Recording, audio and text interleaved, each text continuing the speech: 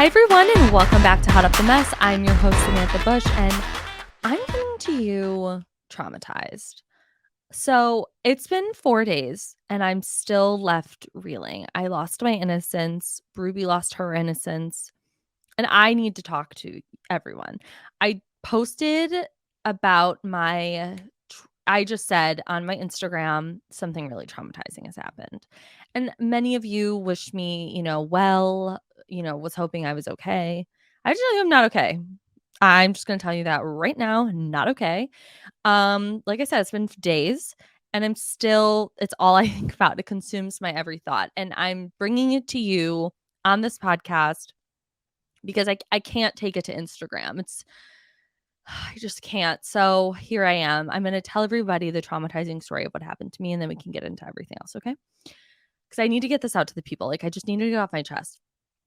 So I take Ruby on her daily walk, and I usually take her to this like little nature trail by my house. It's like all fenced in. I can take her off the leash. She runs and frolics and jumps over logs and has the time of her life. She chases squirrels. They go up in the tree. She doesn't know that they're in the tree. She thinks that they simply just disappeared because she doesn't look up. She just looks around the tree. It's very cute and very stupid and silly. So it was a beautiful day. I take her to this trail. I'm thinking to myself, this is not a joke. I'm thinking to myself, wow, this is like going too well. She hasn't tried to kill a duck. She hasn't jumped into a pond. Nothing bad has happened. And that's unusual. So we're walking, she's off the leash and she's really good about, kind of running ahead, and then she'll stop and look for me, and then she'll run back at me. And then she kind of does this thing like the whole time. I could cry, honestly, thinking about it. I'm very traumatized. So we're walking, and I see her kind of like go over to this tree, and I want to tell you, it is not far off of the trail, off of the path, okay? It's probably 3 feet off of the path. Like, it's the first tree right on the trail that you see, and because it's like woods, like, guys, I took pictures of the scene of the crime. It was a whole thing. I see her like sniffing around this tree, and I'm like thinking nothing of it, but I did notice that there was like a piece of lined paper on the ground. And I was like, that's so weird. Like, I was thinking to myself, like, ooh, is that a note? Is that a love letter? Was someone, writing poetry in the woods? What's going on? But I just thought, whatever, it's fine. She then proceeds to start to roll. And usually what that means when a dog rolls like that is that there's like a dead animal or something. Like, I don't know the science or I'm not National Geographic. I don't know why the fuck they do this, but this is just something that they do. So I was like immediately like, absolutely not. No, no, no. And she's a good listener. So she stops. She comes running back to me. She comes back. Her beautiful face. If you listen to this podcast, you know my dog. She's absolutely stunning. She's literally the Adele, the Jennifer Aniston of dogs. Gorgeous. She comes back. The whole right side of her face and neck is covered in orange liquid. Orange brown liquid. And if you are someone that does not enjoy poop tales, fast forward the pod. I'll put a timestamp in the bio because I know some people are like really weird about it. They get really freaked out by poop and the scatological or something. Anyway, so I'm looking at her and I'm like, what the fuck is that? I like kind of freak out. I'm like, what the fuck? Like, it's like this weird, I'm not going to go into too much detail, but it's like very weird looking. It's strange. So I'm like, what the fuck? And she's like looking at me like, why are you freaking out, So I walk over to the tree, and there it is. An explosion has happened. Yeah. A human being shit in the fucking woods. Diarrhea, liquid fire on this tree in the woods, and tried to wipe it with a little notepad. Why they had a notepad and they couldn't seem to make it to the bathroom in time, I don't fucking know. To know me is to know that I am very, very sensitive to smells, I start to gag. Then I proceed to throw up.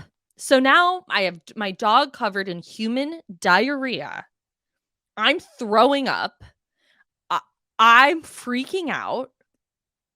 And I have to put the leash back on her. Well, her collar, obviously part of it, thank God the like part where you hook your leash to the collar is not on the side of where she decided to, I don't know, roll in someone's fucking shit. So I immediately was like, we're going home. Like, I'm freaking out. I'm like, oh my fucking God, I can't believe what just happened. My dog is covered in human diarrhea. I'm still not over it. I'm still not over that a human being took a fucking squat, had an emergency. Nature wasn't calling, nature was sounding the fucking alarms on this person because what they did in these woods, and also, you know what? These aren't woods. This is not the redwood forest. This isn't a, national park. This isn't fucking Yellowstone, okay? This is like a 1 mile little trail. I mean, it's literally fenced in, tucked behind a high school and a neighborhood. It's not that serious. So the fact that this human decided to do this is so deeply upsetting.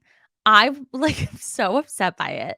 I immediately call roommate Paige and I said, "Girl, you'll never believe what happened." She goes, "What did Ruby do?" And I go, "No. What did this person do? I don't blame Ruby. Ruby shouldn't have done that." But again, dogs for some reason have this like weird like instinct to like roll in literal shit and dead animals, and I don't know why. TBD. I listen, if there's any vets listening, you can DM me. I might start crying again. So I call her and I said, "Give me the hose, give me gloves, give me a face mask, give me dog shampoo. Shit's going down." Ruby is literally looking at me like I'm crazy because I'm now running, fast walking home, and I'm upwind from her or downwind, I mean. So like the wind is blowing, she's in front of me, I'm smelling it. I'm literally on the phone with my boyfriend.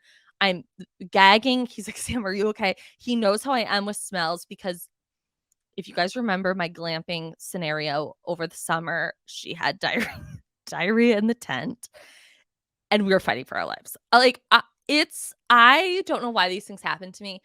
And all I'm thinking about is like, what the fuck was this person thinking? And it was like not off the beaten path. Like they didn't have this emergency and think to themselves, "You know what? I'm not going to do this right next to the trail. Maybe I'll take a little squat farther in to like away from the trail." No, right on the fucking trail. So I'm hosing her off. I got my gloves on. I'm hysterically crying and laughing at the same time. My roommate was taking pictures of me because she was crying, laughing, like couldn't believe what was happening. She knows how I am about Ruby. I'm so fucking crazy about Ruby and like things that happen to her. Like I get very emotional. I'm going to be the most insane mother. I'm terrified. I I was not okay. And like I still am so upset. Like I said, we lost our innocence that day, She rolled in human diarrhea. And it's upsetting. And yes, I took pictures because I was like, I don't want to hear a fucking word about people saying like that didn't happen. It happened. It happened. It's upsetting. It's really, really upsetting. I just can't believe that a human being like would do that, Because it's like if you're going on a run, what are you eating? That's making you act up in such a manner. Sometimes, things do happen and they do spring upon us, We've all been there, emergencies. But I mean, to not even go a little bit deeper into the trail in the woods, like, I don't know, it seems kind of strange. But yeah, so, it was a tough weekend for us. I gave her many baths. Shout out. This is not an ad at all, by the way. I just really like this brand. It's called Kindful and they have it at Target. And it just is like an organic kind of naturally shampoo. brand, and it smells really good, and she smelled really good afterwards. She smelled like, wildflowers. And yeah, it was, it was a lot. It was a lot for us.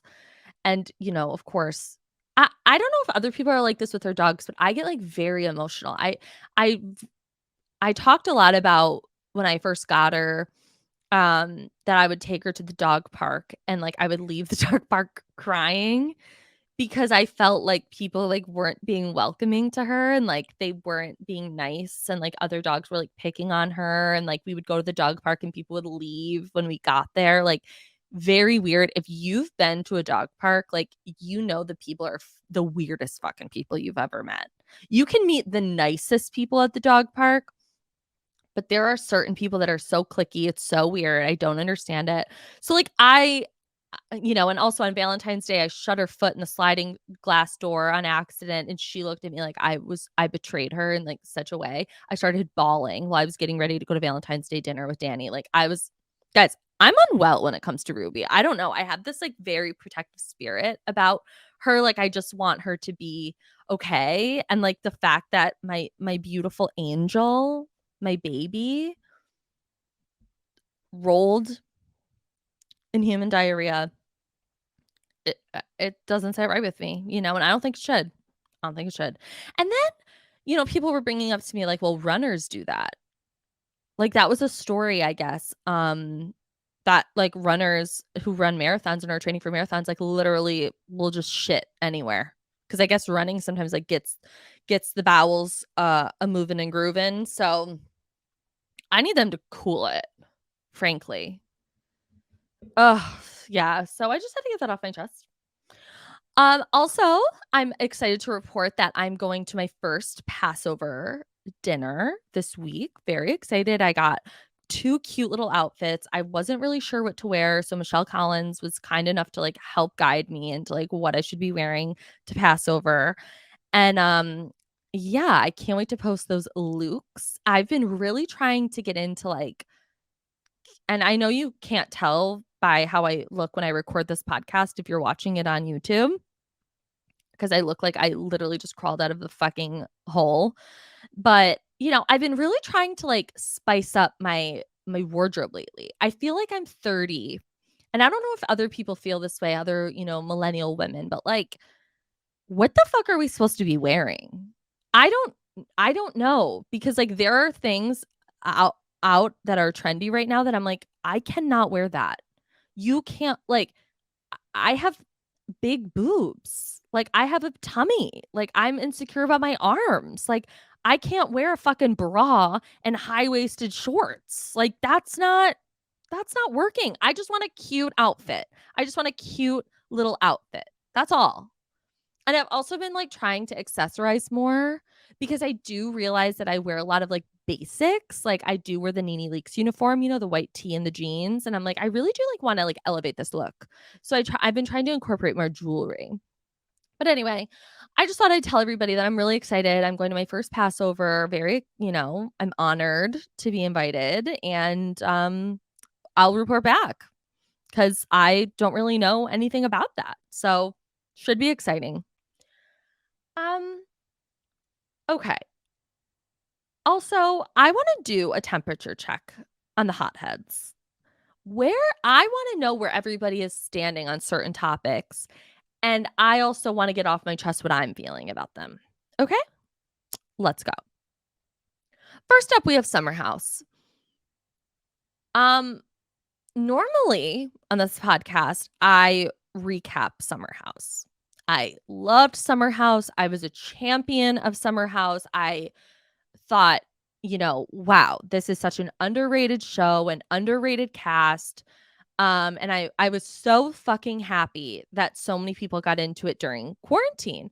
It was that and Real Housewives of Potomac. Like, we had nowhere else to go. People were like, okay, like, let me get into this show, because they had a nice backlog of, like, seasons to get into. So I loved it. I thought, this is, like, a cool group of people. I related to them more than I did the Vanderpump crew, because they were, like, more, like, normal, in quotes. It also just was, like, easy fucking breezy, that show. It was, like, nothing was too serious. It was like, yeah, okay, Kyle would cheat on Amanda, but then Amanda would get over it, and then it was like fine. And then they would have these like silly parties, and everything was just very light and airy.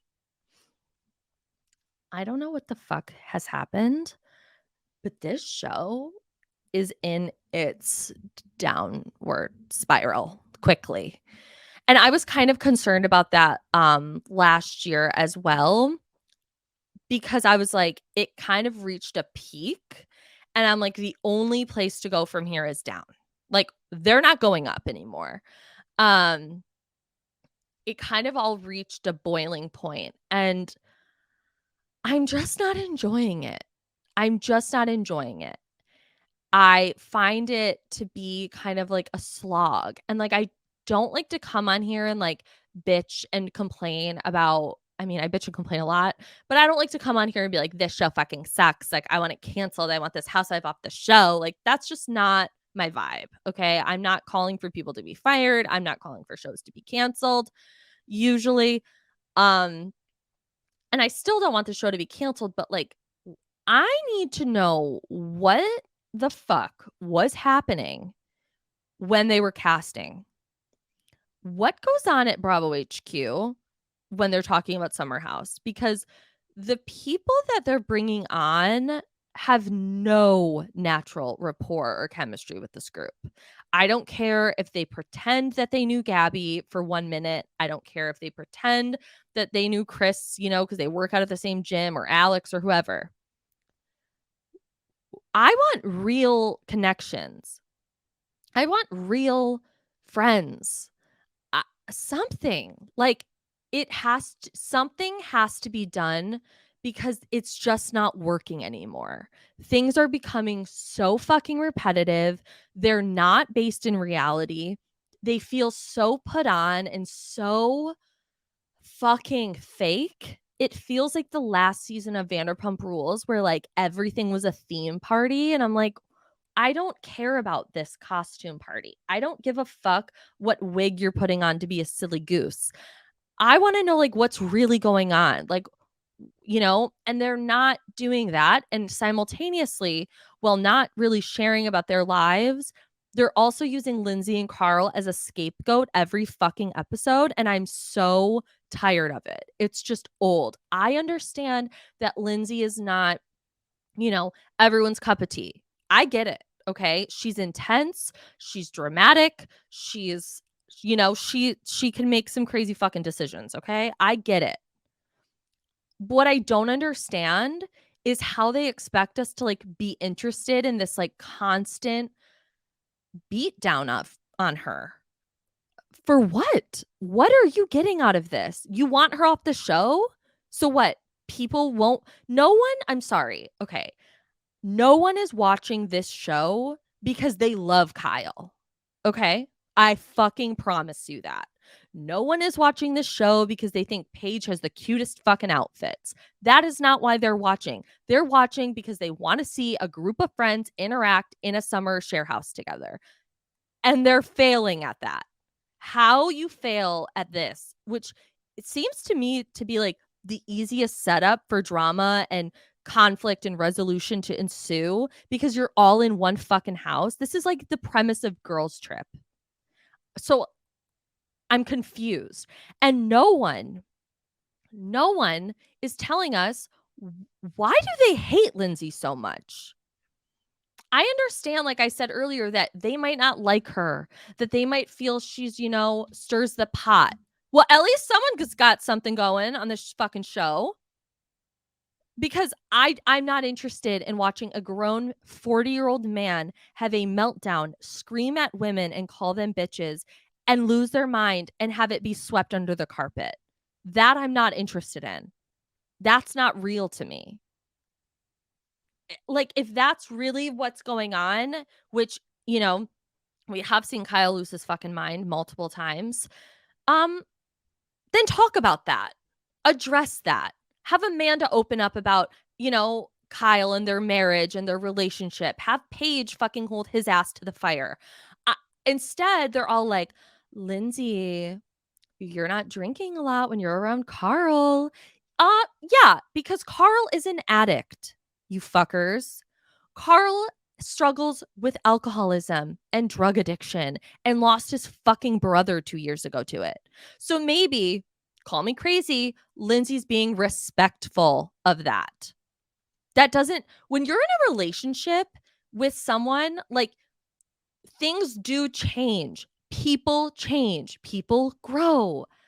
So yeah, when Carl's not around and she's at a girls' dinner, she might let loose, guys. And that doesn't mean that, her and Carl are in this like weird codependent relationship. No, they're best friends who fell in love and live together. What are you not getting about that? To me, Carl and Lindsay, their relationship, I think, highlights in all of the other relationships what's wrong with them. Does that make sense? Am I making sense? Like, Ryan Bailey was on and we talked about this. He made such a good point. He's like, I think Kyle is so fucking triggered by Carl and Lindsay because he sees how much they communicate, how much they talk, and clearly he doesn't do that with his own wife and is triggered by that. I mean, have you guys ever been around a couple and like you saw how they interact and you're kind of like, wait, like I kind of want that in my relationship too. Like, like my boyfriend and I, or my girlfriend and I, or my partner, whoever, we don't do X, Y, or Z and they do. And maybe that's something we should work on. Maybe that's something I would like more of in my relationship that I'm not getting. It doesn't mean that like you're in the worst relationship in the world. It's just fucking natural. Okay. With Paige and Craig, they're seeing Lindsay and Carl move in together. They're not doing that. They've been together almost a year at this point. They're probably, Craig's probably like, okay, we're going to lose steam because the Bravo community won't give a fuck about us if we don't start, hustling this relationship along because we have the mind of a goldfish. What's ever in front of us is what we know, and then it swims away and we don't know about it anymore. That's how they work. Okay. If you watched Ted Lasso, you know what I'm talking about.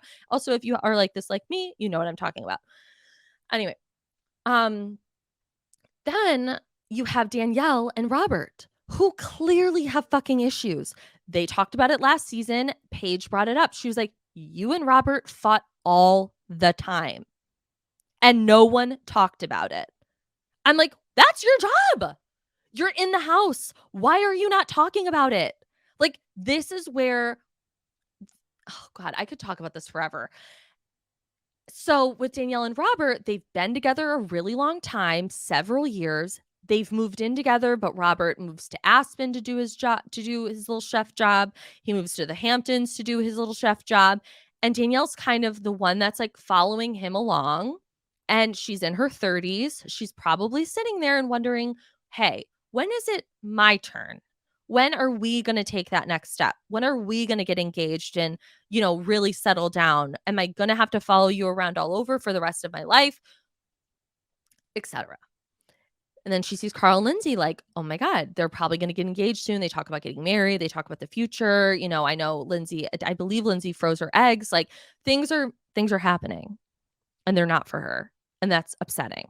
And the fact that we all have to sit here and watch Danielle and Robert try to pretend that they're in this happy relationship when they're not is crazy.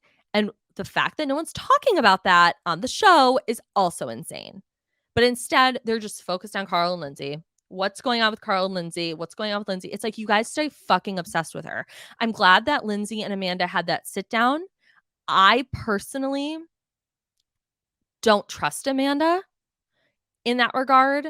I feel like when she's confronted with her behavior, she's very quick to either start crying and then make you feel bad because now she's crying and you're the asshole because you're making her cry. And we've seen that multiple times on the show. Or she just kind of like appeases them in the moment, but that's really not how she feels. And then she goes and takes it into Paige and Sierra and, sings a different tune. I'm bored. I'm bored of this. It's not fun to watch anymore. The fact that Andrea isn't on for whatever reason is a huge bummer because he was such a fan favorite. He was exciting. He was funny. The episode that he was on was great. I loved, seeing him on the show. Luke is gone. It's just it's not something I wanna watch, and people like to compare it to Vanderpump Rules. But what I'm gonna say about Vanderpump Rules is that we have, like, a 10-year history with Vanderpump Rules. I've watched Katie Maloney, like, literally grow up and become a woman, you know? I've seen Stassi start as a 22-year-old waitress, now she's married and is gonna have 2 kids and, has her man. Like, we've come along more on this journey with them, and these are also people who have, like, real relationships outside of this show. They all were friends before the show. Sheena, really wasn't a part of that group, but since, doing the show for so long, has become a big part of the show. Lala bought a house next to Sheena in Palm Springs. The Toms have a business together. Um, Katie and Lala and Sheena, like, they're all together, like, all the time. And they they really had a tough 2 seasons, the last one and the one before that for sure.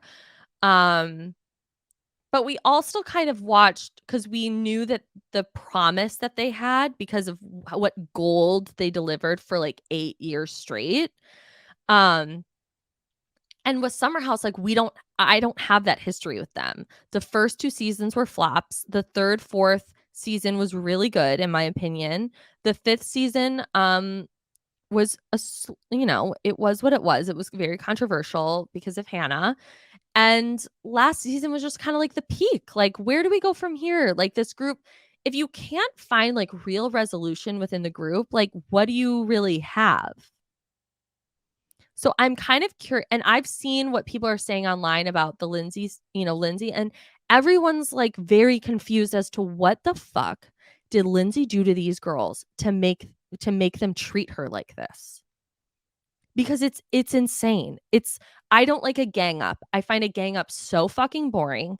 I'm glad that Gabby is very outspoken, very, like, has her point of view, and I love a woman with a point of view. I may not agree with, it all the time, but I love that, and she is going to really, I think, help Lindsay a lot at the reunion.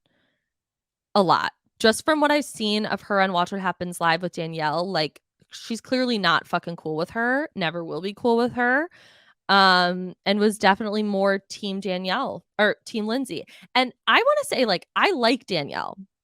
I hope her and Lindsay figure it out, because it's very obvious that Paige and Amanda were, like, really trying to get in her head and be like, "Well, is Lindsay there for you? Is Lindsay there for you? Like, you're there for her?" It's like, well, Danielle never really does anything for Lindsay to, like, have to be there for. Let's be 100% honest. Um, it's weird. It's weird. It's giving, like, single white female. Like, they're being, like, that strange about Lindsay, in my opinion. I don't get it, and I don't like it. I find it boring. Um, I find Kyle to be, frankly, repulsive. Um, I don't think he's a good husband. I don't think he's a good businessman. I don't think he's a good friend. I think he's really calculated and projects a lot of that onto Lindsay. Um, and I think Hannah was 100% right with everything that she ever said about Kyle.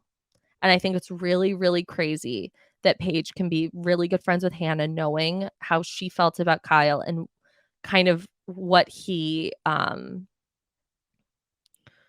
of got he kind of led the charge against Hannah, and like never kind of bring that up or have those same feelings because it's clear what he did, but whatever. So next up on my list for the hotheads temperature check, I want to talk about Leah McSweeney.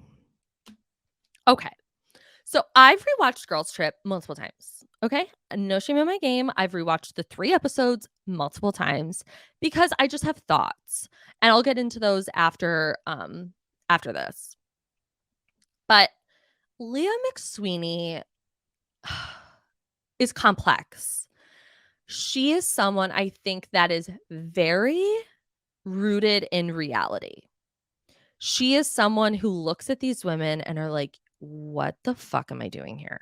Like, this is crazy. I don't belong with these people. I I don't know what's going on."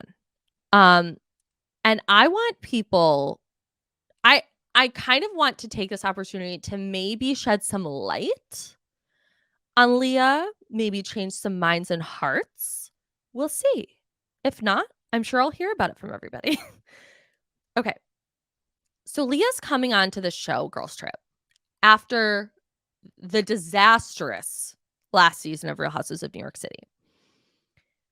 And Leah and Ebony are kind of carrying this fucking burden that everyone is putting on them that they ruined the show.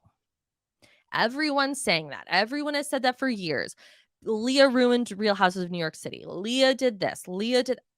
How the fuck are you going to give her that much power? Number one, you think one woman can take down a franchise that was on TV for 13 years? One person can do that. Think about that. Use your fucking brains. No, not true.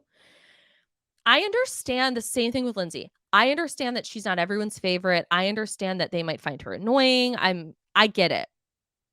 You don't have to like everybody. I always say that on this podcast. Like, not everybody has to like everybody. Doesn't mean you like want them dead, even though the way some people talk about Leah is actually disgusting. The way some people talk about a lot of the housewives is actually really gross. But that's a whole other podcast. So I'll save that for another episode. And with Leah, she's coming into Girls Trip. First of all, she thought Tinsley was going to be there. Tinsley backed out, didn't do it. Hence why they called him Portia. Thank fucking God. Can you imagine if Tinsley was there? I can't imagine. Portia's like literally a fucking shining star. As always, get her back on Atlanta, get her on a Gayle and Oprah style show with Giselle, driving a bus through America. Like, that's what I want to see. Anyway, so Leah's coming into this because a little like wounded almost. I think this is just my opinion. I think how everyone treated her after RHONY and during that season really fucked with her. And Andy Cohen has said himself, like, he has never seen a turn like that on someone. Because her first season, she was like beloved. She got the first chair at the reunion. She was, the people's princess. Like, everyone loved her. She brought in such a cool girl kind of like energy. She really got under Ramona Singer's skin, which was fun. And it was kind of the reunion that was filmed that year was during COVID. So they had like really, remember, their seats were like really far apart and they were like in like that weird like rug warehouse type thing. And it was kind of fun to watch her poke at Ramona. And it also introduced us to like a different type of New York, like a younger New York, a hipper New York, a funkier New York. And then she was on her second season and RHONY was a mess. RHONY was a fucking mess. Leah and Ebony are not the reason that show failed. I have said it a million times and I'll say it again. I think two things happened. Number one, I think that they filmed during basically the height of COVID. And in a city like New York, you cannot do that. New York City is like a housewife. They need the city. That's why we're watching. It's fun to watch them, go to Sarah Beth's and get pumpkin waffles. It's fun to see them kind of, walk around Central Park together or remember when they would go to like Henry Bendel? Like, it's fun to see them in that kind of environment and really interact with the city and, have their friends come, Joni or Elise or someone, right? Well, they couldn't do that. And also, it was the height of the Black Lives Matter movement. It was, Trump and his COVID fucking protocol nonsense. There was a lot, and the election, like, it was a shitstorm. People were not interested they wanted to escape. I wanted to escape. I didn't want to watch the reality of what we had been living in. When they opened up that season and it was like about COVID and like the city was empty. I mean, it like gave me a chill. I didn't want to be a part of that. I didn't want to watch that. And a city like New York, if you know anybody who lives there or you live there, you know how deeply impacted they were with COVID. I mean, they had a fucking hospital ship. Okay.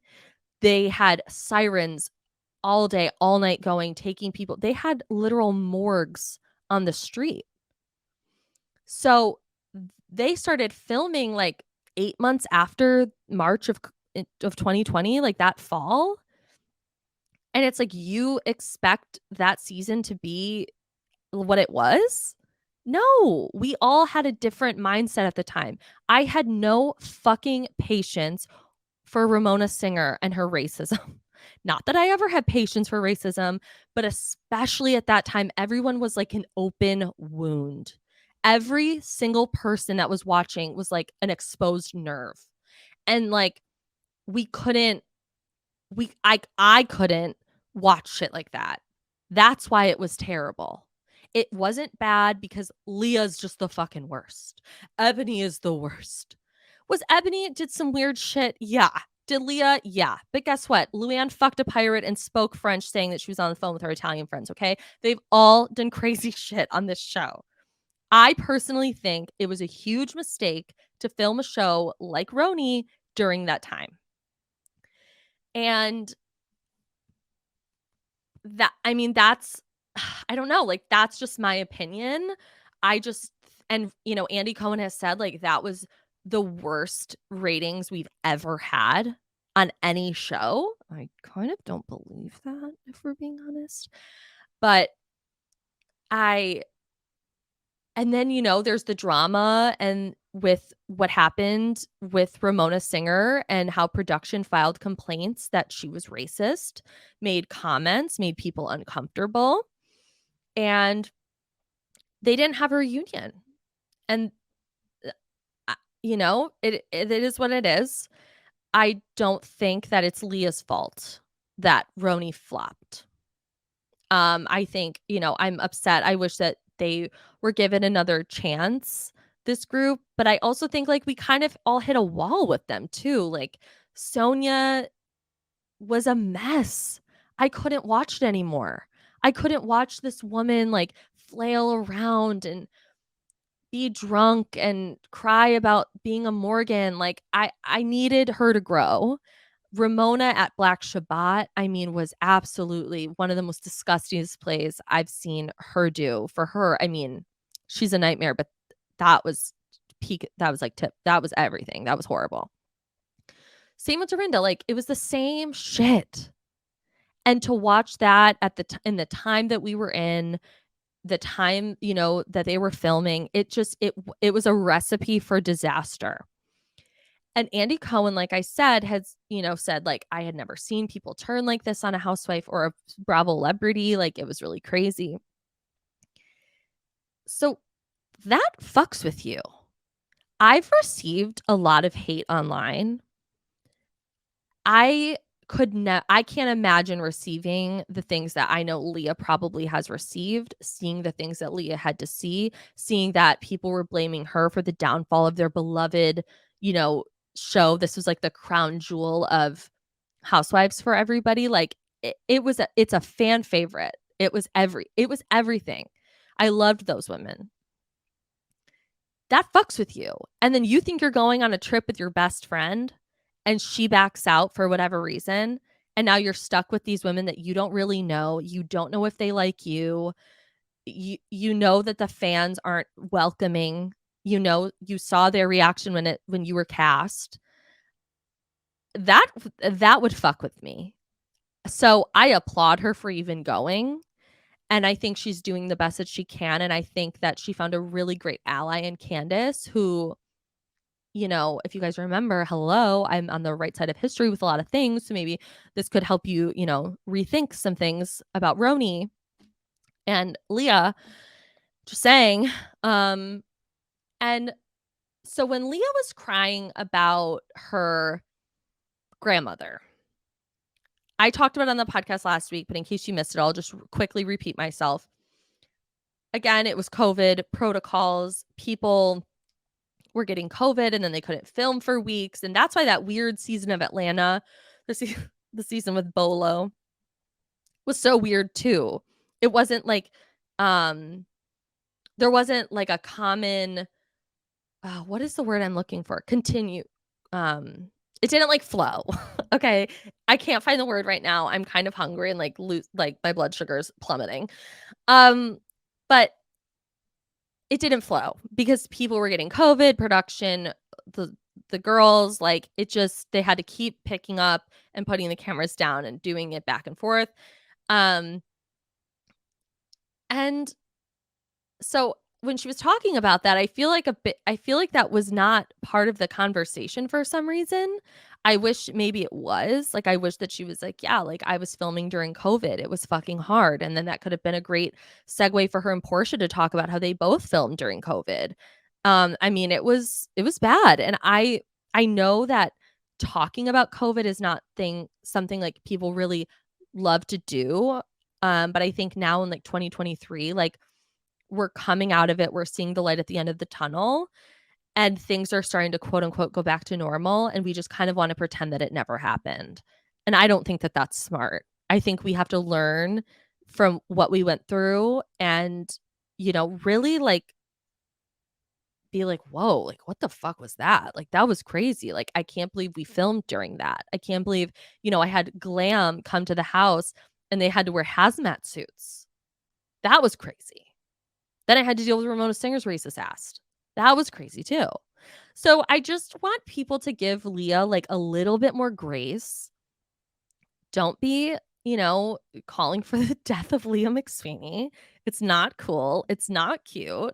And I also, I mean, I have in my notes that I wanted to talk about Leah, but I also had it like, another little point about like, let's let the RHONY stuff go. We unpacked that just now. Let's let it go. Let's usher in this new era of women. I'm excited. I'm excited to see Jenna Lyons. I was obsessed with her when I was in high school. She was on Oprah one time and I just like became obsessed with her. I thought she was like the coolest thing.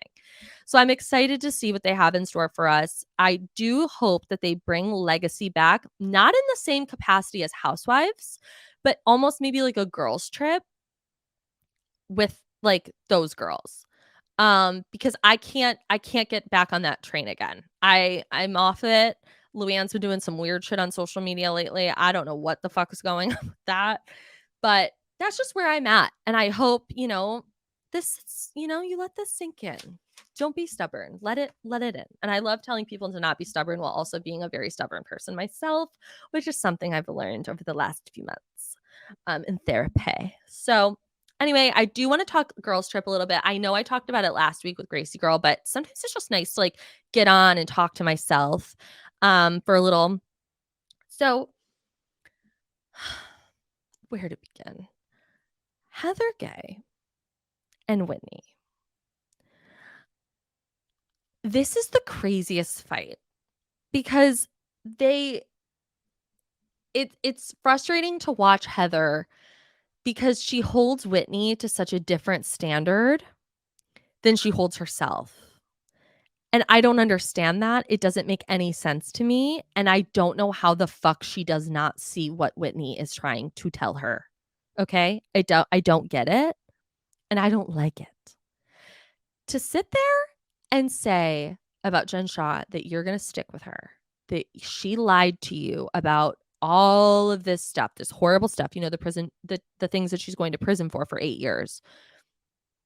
To like let that go and like move on, even though she lied to you, lied to everyone, did horrible things to people that she was convicted of, called you an ogre and Shrek, and you can let that go. But God forbid Whitney make a friend in Lisa Barlow. God fucking forbid. Girl, be fucking for real. It makes no sense. And that's why I don't get how like Heather Gay fans, they're almost like Teresa fans, like where they just have it in their minds that like this person is right all the time. And like everything they do, there's a reason why. Everything they do has X, Y, or Z. No, sometimes people can just be wrong and people can admit that they're wrong and then they can move on. Everyone makes mistakes. Everyone does all that, blah, blah, blah. But like Heather's fucking up.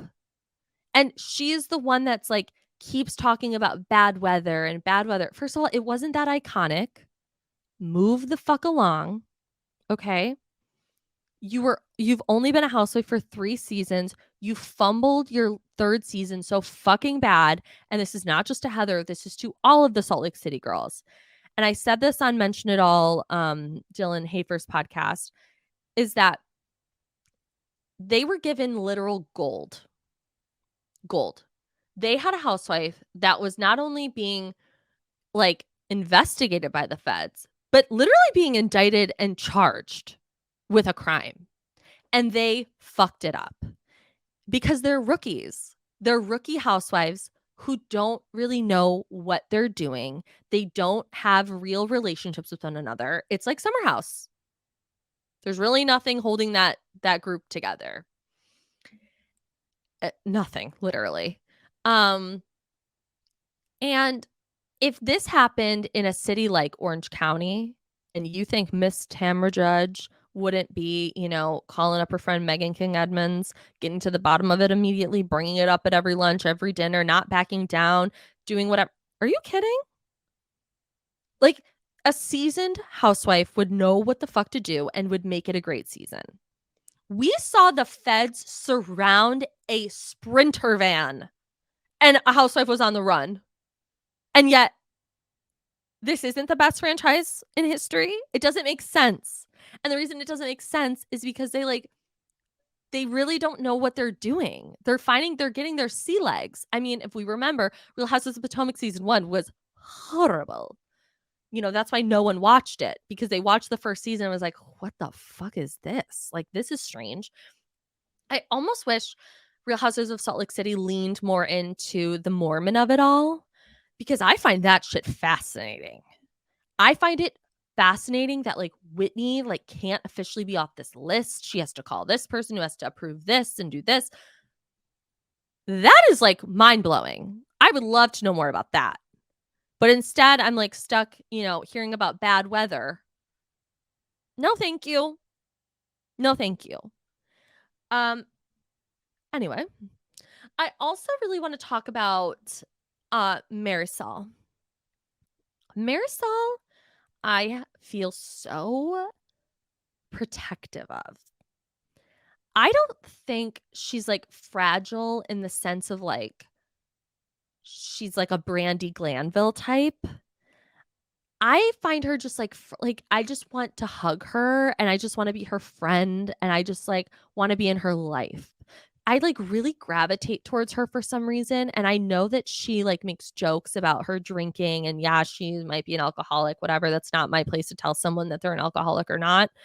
That's really not what I'm talking about. She just has this like warmth to her too, like a depth that I really, really love. I love hearing her talk about her mom. I mean, when she was talking about Mama Elsa, I was simply just not okay. It was really beautiful, and it was interesting to see that she actually acknowledged it. And that's what I love about Girls Trip, is that you get into things that maybe you wouldn't have gotten into before, like Portia opening up about her postpartum. She's like, yeah, like I filmed through that and Housewives like saved me. And it's nice to see like sometimes, there is a positive to all of this. It's not just, utter chaos and destruction. Also, I love hearing them just talk about their shared experiences. I think that's really beautiful. And they're just really funny. Like, this is a funny group. They have a very strange dynamic because they all come from like very different housewives worlds. So Portia comes from this like OG, cast of Atlanta, which is famously the #1 rated housewives franchise of all time. Iconic. Like literally iconic. I've done my rewatch of Orange County. I just finished that, and now I'm doing my rewatch of Atlanta. So I can't wait to dive back in. I'm already obsessed again, and I knew I would be. I watched Atlanta. That was my gateway to Housewives, but it's something I don't revisit that often. So I'm really excited about that. But so anyway, Portia's like kind of brings this OG mentality. Leah brings the, 2-season wonder mentality of a show that is DOA. No one at this time really knew what the fuck was going on. They asked her about it at breakfast. They were like, "Do you know what's happening with your show?" She's like, "Nope. I know I'm not on it." Like that kind of thing. Then we have Potomac, who's like a rising star. It cemented itself. It was the newer franchise, in years when it came on.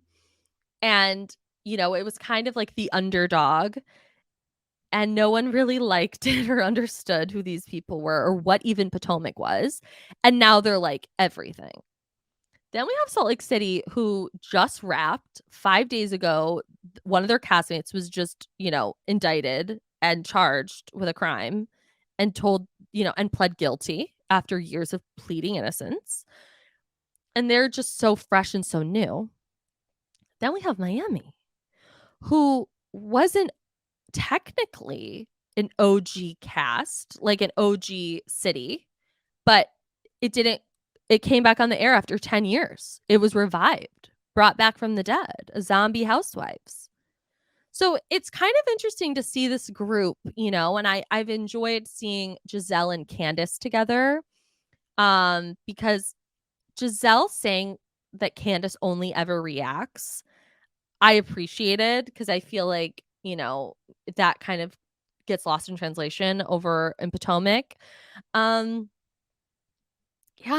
I'm really enjoying it. I recapped it last week in, I think, more detail. I kind of black out when I recorded. Um, so yeah, I feel like I got a lot off my chest today. This was very therapeutic.